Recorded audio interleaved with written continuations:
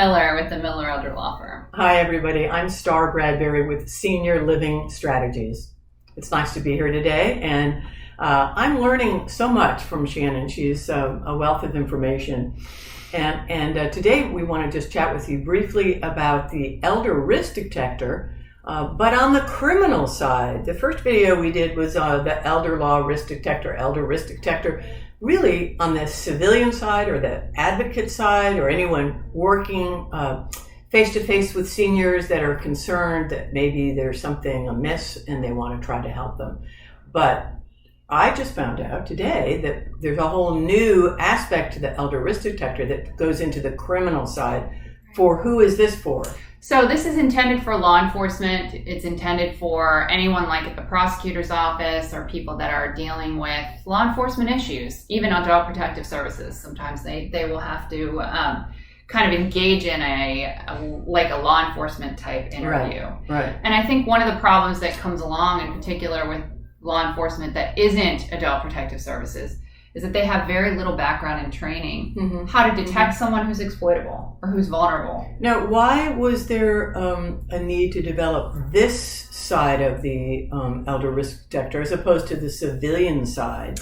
Did it just not have enough teeth, so to speak, for prosecution?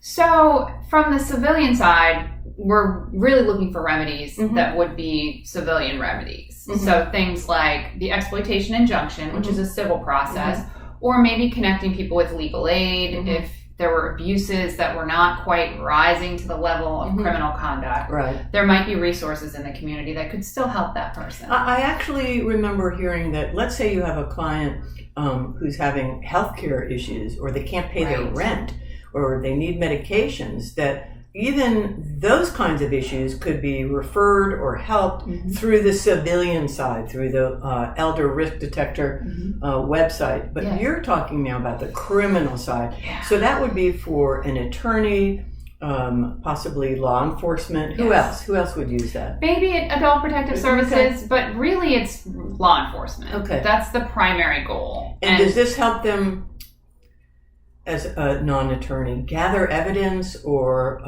build a case against someone if it reaches the level of possible criminal charge? So more along the lines of they might go out and find out that a person is giving their money to a healthcare provider, or they're giving their money to a child. Well, this happens all the time. Sadly. And that law enforcement officer willingly giving it, you're sort of implying that they're being scammed, or that they're being taken advantage of. Typically what we see is that victim is giving their money away willingly. So what law enforcement has to determine is whether or not that person has the ability to make that decision. Are they being unduly influenced, or are they being forced in some way? So a lot of times what we hear with exploitation is that really the victim is being told, like, I'm the only one who cares about you. I'm the only one who's going to make sure you don't go into the nursing home. And I'm the only one, all your other people have stolen from you or abandoned you, or they don't want to talk to you.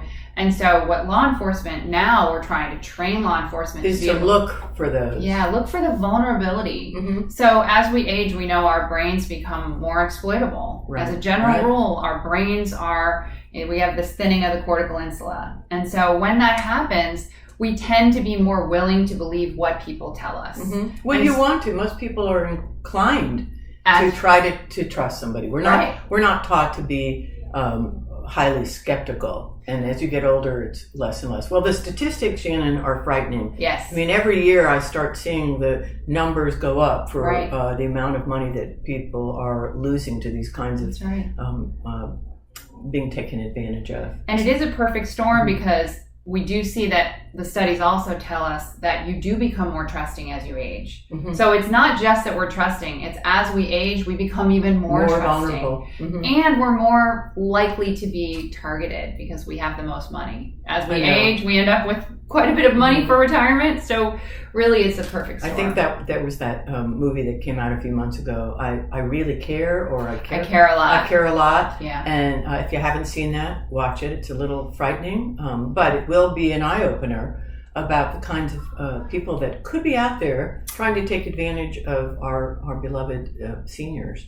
So that's great. I'm learning a lot of things. And if you are in law enforcement or you're in senior protective services, please check out this new tool. It will be a big help to you.